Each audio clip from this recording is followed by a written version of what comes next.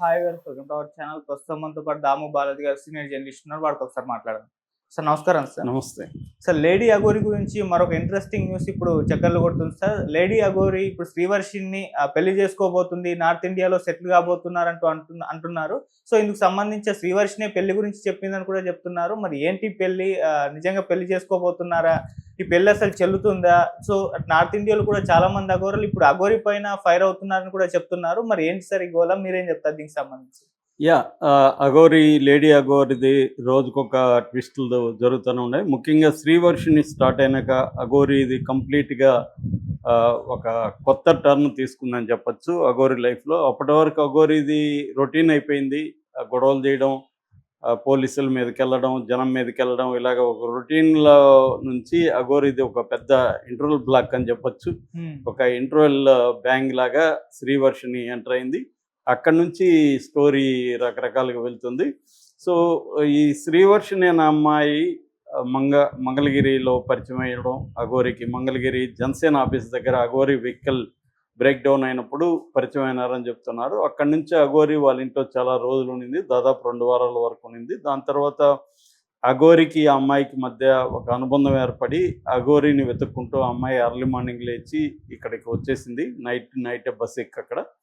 So దాని తర్వాత వీళ్ళు గుజరాత్లో ఉంటే ఈ పేరెంట్స్, ముఖ్యంగా ఈ అమ్మాయి శ్రీవర్షన్ వాళ్ళ బ్రదర్స్ ఇద్దరు, అంటే ఒక అబ్బాయి ఏమో పెంపుడు అన్న, ఇంకొక అబ్బాయి సొంత అన్న, శ్రీహర్ష అండ్ విష్ణు, భవాని అనే ఇంకొక అమ్మాయిని కూడా తీసుకెళ్ళి అక్కడ గుజరాతీ పోలీసుల సహాయంతో సౌరాష్ట్ర నుంచి ఈ అమ్మాయిని ఇక్కడికి పట్టుకొచ్చారు.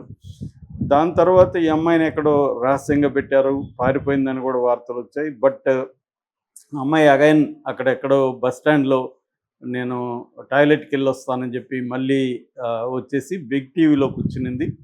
సో శ్రీవర్షిని నిన్నంతా కూడా బిగ్ టీవీలో పెద్ద హంగామా చేసింది.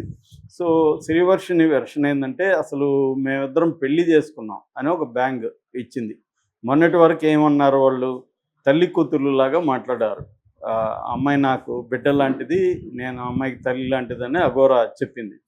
అట్లాగే ఇది ప్యూర్లీ స్పిరిచువల్. ఆమె దీక్ష కోసం నా దగ్గరికి వచ్చింది. ఎవరైనా నా దగ్గరికి రావచ్చు, ఇది ఆమె చెప్పింది. అఘోరి ఈ అమ్మాయి కూడా బీటెక్ శ్రీవర్షిని కూడా ఏం చెప్పింది, అఘోరి స్పిరిచువల్ ఇది నాకు నచ్చింది, అందుకని నేను అఘోరితో ట్రావెల్ అవుతాను, దీక్ష తీసుకుంటాను అనేది చెప్పింది. ఇప్పుడు సడన్గా అసలు ఇదంతా కాదు, మాకిద్దరికి పెళ్ళి అయిపోయింది, అఘోరి నా మెడలో తాళి కూడా కట్టింది, విజయవాడలో దుర్గా టెంపుల్లో నా మెడలో తాళి కట్టింది ఒకసారి. అది కాకుండా చెన్నై నుంచి వచ్చి బంగారు చైన్ ఒకటి తీసుకొచ్చింది నా కోసం. తర్వాత బంగారు మంగళసూత్రం తీసుకొచ్చి మా ఇంట్లో వాళ్ళ ముందే కట్టింది నాకు. అప్పుడు విష్ణు కూడా నాకు కట్టవా తాళని సరదాగా జోకేస్తే అతనికి కూడా ఒక తాయెత్తి కట్టింది. దాన్నే అతను నాకు కూడా తాళి కట్టాడని చెప్తున్నాడు. సో అప్పటి నుంచి మా ఇంట్లో అందరికీ తెలుసు అఘోరి నేను పెళ్లి చేసుకున్నాం అన్న విషయం. మా అమ్మ కూడా అనేక సార్లు కోడల పిల్ల అని మాట్లాడేది, ఫోన్ వచ్చినా కూడా అలాగే సంబోధించేది. అయితే ఇదంతా బాగానే ఉండింది, మా ఇంట్లో అందరూ హ్యాపీగా ఉన్నాము. విష్ణునే జలసీతో తట్టుకోలేక అతనే దీన్ని చెడగొట్టాడు. మా ఇంట్లో వాళ్ళకి అఘోరి మీద నా మీద వ్యతిరేకత క్రియేట్ చేసి ఇదంతా చేసింది విష్ణునే. విష్ణు గతంలో కూడా నన్ను కొట్టేవాడు, చివరికి పీరియడ్స్ వచ్చినా కూడా కొట్టేవాడు, ఇవన్నీ ఆరోపించింది. సో ఆ తర్వాత బిగ్ టీవీ వాళ్ళు అఘోరితో కూడా మాట్లాడారు. అఘోరి చెప్పేది ఏంటంటే, అవును పెళ్లి చేసుకున్నాం మీ ఇద్దరు, ఎవరు కాదన్నావునన్నా తను నా భార్య, సో మీ ఇద్దరం కాపురం చేస్తాము, నేను నార్త్ ఇండియాలో ఒక జాగా కూడా చూసాను, అక్కడ పెద్ద విల్లా కట్టి ఆమెను మహారాణిలాగా చూసుకుంటా, ఈ డైలాగులంతా అఘోరి, లేడీ అఘోరి చెప్తుంది.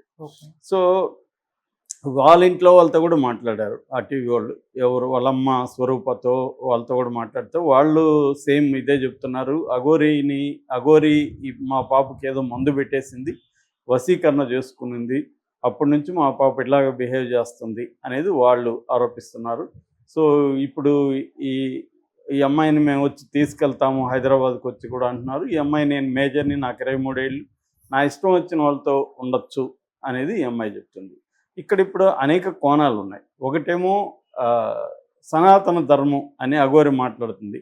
ఫర్ ఎగ్జాంపుల్ ఈ హోల్ స్టోరీని మనం ఒక సినిమాగా తీసామనుకో, ఇదే సనాతనవాదులు హిందూ బ్యాచ్ అంతా కూడా ఆ సినిమాని ఆడనిస్తారా? ఆ సినిమా తీసిన వాళ్ళు కొట్టకుండా ఉంటారా? ఎందుకంటే నువ్వు అఘోరీ పేరు చెప్పి మా హిందూ సంప్రదాయాన్ని ఒక అఘోరీ ఒక అమ్మాయిని పెళ్లి చేసుకుందని ఎలా చెప్తావు నువ్వు సినిమాలో అని మనల్ని నిలదీస్తారు. కానీ ఇక్కడికి వచ్చేసరికి అఘోరీ సనాతన ధర్మం పేరుతో ఇవన్నీ చేస్తున్నా కూడా ఎక్కడ హిందూ సంఘాలు కానీ సనాతనవాదులు కానీ ఎవరు మాట్లాడట్లా. ఎందుకంటే సనాతన ధర్మం పేరు చెప్తుంది కాబట్టి వదిలేస్తున్నారు. నిజానికి అఘోరీలు పెళ్లి చేసుకోవడం అనేది మామూలుగా అఘోరీలు ఇలా బిహేవ్ చేయడమే విచిత్రమైన విషయం. చాలాసార్లు చెప్పాను నేను. ఇక పెళ్లి చేసుకోవడం అనేది వింతల్లోకి వింత. అఘోరీ అంటేనే సకల బంధాలని తెంచుకొని వెళ్ళిపోవడం. అట్లాంటిది అఘోరీ బంధాలని తెంచుకోవడం కాకుండా పెంచుకోవడం కోసమే ప్రయత్నిస్తున్నట్టుగా మనకి ఈ సంఘటనలో అర్థమవుతుంది. ఈ అఘోరీ ఏంటంటే ఇది ఒక సినిమా వేషం లాగా ఉంది కాబట్టి రియల్ అఘోరీ అనేది కాదు. చాలామంది రియల్ అఘోరీలు కూడా మాట్లాడుతున్నారు ఈమె అసలు అఘోరీ కాదు, ఏమి కాదు, వేషం వేసుకొని డ్రామా చేస్తూ డబ్బులు సంపాదిస్తూ మంచిగా కారు లగ్జరీగా లైఫ్ బ్యాంక్ బ్యాలెన్స్లు 4-5 అకౌంట్లు పెట్టుకొని చేస్తుంది అని చెప్తున్నారు. ఇప్పుడు ఈ అమ్మాయి చెప్పే దాంట్లో కూడా బంగారు గొలుసు తేవడం, బంగారు మంగళసూత్రం తేవడం, ఈ అమ్మాయిని గుజరాత్కి ఎక్కడి నుంచి I-20లో తీసుకెళ్ళడం, ఇదేంటి ఐఫోన్ వాడడం, వాళ్ళ ఇంట్లో వాళ్ళు కూడా చెప్తున్నారు కేసులు కొద్ది బీర్లు బిర్యానీలు ఇవన్నీ ఎక్కడి నుంచి వస్తాయి అమ్మాయి. ఖచ్చితంగా అఘోరీ లేడీ అఘోరీ ఏదో ఒక రెవెన్యూ మోడల్ అయితే క్రియేట్ చేసుకుంది. అంతవరకు అఘోరీని మనం మెచ్చుకోవచ్చు. అంటే ఇతని అసలు పేరు వచ్చి అల్లూరి శ్రీనివాస్ పారిపోయి తను సెక్సువల్ ట్రాన్స్మిషన్ ఒక ఆపరేషన్ సర్జరీ చేసుకున్నాడు. ఆ సర్జరీ తర్వాత అమ్మాయిగా మారిపోయారు. తను అనేకసార్లు చెప్పాడు కూడా, నాకు అసలు చిన్న ఒక హోల్ ఉంటుంది అంతే, అక్కడ ఇంక వేరే ఏం అంగం కూడా లేదు, నేనెందుకు పెళ్లి చేసుకుంటా, నేనెందుకు ఈ అమ్మాయిని సెక్సువల్గా చూస్తా అని అఘోరీ చెప్పింది ఒకప్పుడు. ఇప్పుడేమో ఇది మా ఇద్దరిది స్పిరిచువల్ బంధము, సెక్సువల్ కాదు అని చెప్తుంది. అయితే ఇక్కడ చాలామందికి డౌట్లు ఏంటంటే అసలు ఈ పెళ్ళి లీగల్గా చెల్లుతుందా? మామూలుగా మనకి ఏంటంటే ఎల్జిబిటీ అనే ఒక కాన్సెప్ట్ ఉంటుంది. ఎల్జిబిటీ ప్లస్ అంటారు. ఎల్జిబిటీ ప్లస్ అంటే లెస్బియన్, జి అంటే గే, తర్వాత బి అంటే బైసెక్సువల్, టీ అంటే ట్రాన్స్జెండర్, ప్లస్ అంటే మళ్ళీ చాలా ఉన్నాయి. క్వీర్ ఉంది, అసెక్సువల్ ఉంది, తర్వాత పాన్ సెక్సువల్ ఉంది, నాన్ బైనరీ ఉంది, ఇంటర్సెక్స్ ఉంది. ఇలాగా ఒక పెద్ద లిస్ట్ ఉంటుంది అనమాట. అంటే ఇక్కడ 2 రకాలు మనకు అర్థం కావాలి. ఒకటి sexual orientation, 2 gender identity. Gender identity అంటే నేను మగవాడిగా నన్ను నేను గుర్తించాను, ఇది నా జెండర్ ఐడెంటిటీ, నేను మగవాడు మేల్ పర్సన్ అనేది నా జెండర్ ఐడెంటిటీ. అట్లా కాకుండా ఇంకొకరు మేల్ బాడీలో ఫిమేల్గా ఫీల్ అవ్వచ్చు. ఇప్పుడు నేను మేల్ బాడీ, నాకు మేల్ బాడీ ఉంటుంది కానీ నేను ఫిమేల్గా ఫీల్ అవుతున్నా. సో అప్పుడు నా జెండర్ ఐడెంటిటీ ఫిమేల్ అనమాట. సో దాన్ని జెండర్ ఐడెంటిటీ అంటారు. సెక్సువల్ ఓరియంటేషన్ వేరు. నేను మేల్ బాడీగా ఉండొచ్చు, మేల్ జెండర్గా ఉండొచ్చు, కానీ నేను అమ్మాయిల పట్ల ఆకర్షితం కాకపోవచ్చు, నాకు అబ్బాయిలంటే ఇష్టం కావచ్చు, లేదు నాకు ఇద్దరూ ఇష్టం కావచ్చు, లేదు అసలు నాకు సెక్సే ఇంట్రెస్ట్ లేకపోవచ్చు, లేదా నాకు కన్ఫ్యూజన్ ఉండొచ్చు, నాకు ఏది ఇష్టమో నాకే తెలియకపోవచ్చు. ఇలాగా రకరకాలుగా ఉండడాన్ని సెక్సువల్ ఓరియంటేషన్ అంటారు. సో ఇప్పుడు ఇలాంటి ఇప్పుడు అఘోరీ పరిస్థితి చూస్తే మనం, ఒకప్పుడు అబ్బాయి శ్రీనివాస్, ఆలూరి శ్రీనివాస్, ఆ అబ్బాయి మనసులో అమ్మాయిగా ఫీల్ అయ్యారు. సో అమ్మాయిగా మారిపోదాం అనుకున్నారు. సో అమ్మాయిగా మారిపోయాడు సర్జరీ చేసుకొని. ఇప్పుడు మళ్ళీ అమ్మాయిని పెళ్లి చేసుకున్నారు. ఇది కన్ఫ్యూజన్ అయిపోతుంది జనాలకి. అసలు ఎవరురా ఈ అఘోరీ, మగవాడా అమ్మాయా తేలదు, మళ్ళీ ఇంకొక అమ్మాయిని ఎలా పెళ్లి చేసుకుంటారు అనేది ఒక కన్ఫ్యూజన్లో ఉంటారు. ఇక్కడ ట్రాన్స్జెండర్స్ బ్రాడ్గా 2 రకాలుగా ఉంటారు. ఒకరు రియల్గానే ఒక మేల్ బాడీ ఉండి ఫిమేల్గా ఫీల్ అయ్యేవాళ్ళు, వాళ్ళని ట్రాన్స్ ఫిమేల్ అంటారు. ట్రాన్స్ లేడీ, ట్రాన్స్ ఫిమేల్ అలా అంటారు అన్నమాట. ట్రాన్స్ ఉమెన్ అలా పిలుస్తారు వాళ్ళని. అంటే మగ బాడీలో విమెన్ మైండ్ ఉండి ఈ బాడీని కూడా చేంజ్ చేసుకునేస్తే వాళ్ళని ట్రాన్స్ ఉమెన్ అని పిలుస్తారు. రివర్స్లో స్త్రీ శరీరం ఉండి మగ మైండ్ ఉంటే వాళ్ళు మగవాడిగా మార్చుకున్నారనుకో, వాళ్ళనప్పుడు ట్రాన్స్ మ్యాన్ అంటారు. సో ఇది ఒక రకం, అంటే జెన్యున్గా అలా ఉండేవాళ్ళు. అలా కాకుండా డబ్బుల కోసమో ఇంకొంతమంది మగవాళ్లే, వాళ్ళకి మగ మైండే ఉంటుంది, మగ బాడీ ఉంటుంది, మగ మైండే ఉంటుంది, కానీ మార్చుకుంటే మనం డబ్బులు బాగా సంపాదించవచ్చు, 30-40 వేలు ఈజీగా నెలకి సంపాదించవచ్చు, ట్రాన్స్జెండర్గా మారిపోతే అని చాలామంది ట్రాన్స్జెండర్గా మారిపోయిన వాళ్ళు ఉన్నారు. ఆ మధ్య 30-40 మందిని పోలీసులు ఇలాంటి వాళ్ళని అరెస్ట్ చేశారు, ఎక్కువగా బీహార్ నుంచి వచ్చి. వీళ్ళే ఎక్కువగా దూకుడుగా జనాల మీదకి వెళ్ళేది ఇలాంటి ట్రాన్స్జెండర్స్. అంటే వాళ్ళు కేవలం డబ్బుల కోసం మార్చుకున్నారు తప్ప సెక్సువల్ ఓరియంటేషన్ వల్ల కాదనమాట.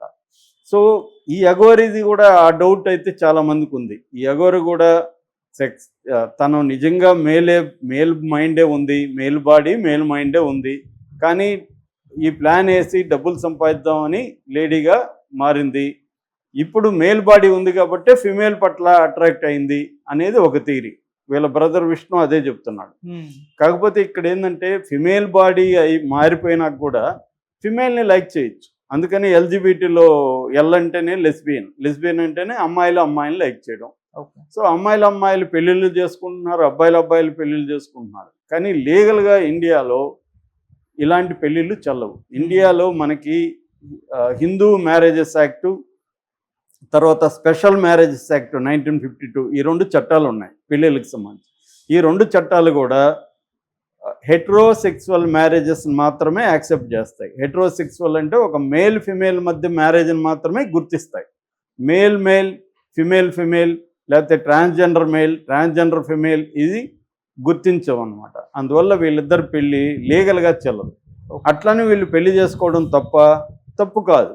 ఎందుకంటే సుప్రీంకోర్టు 2022లోనే క్లియర్గా ఏం చెప్పిందంటే లివ్ ఇన్ రిలేషన్షిప్ ఉండొచ్చు అని చెప్పింది.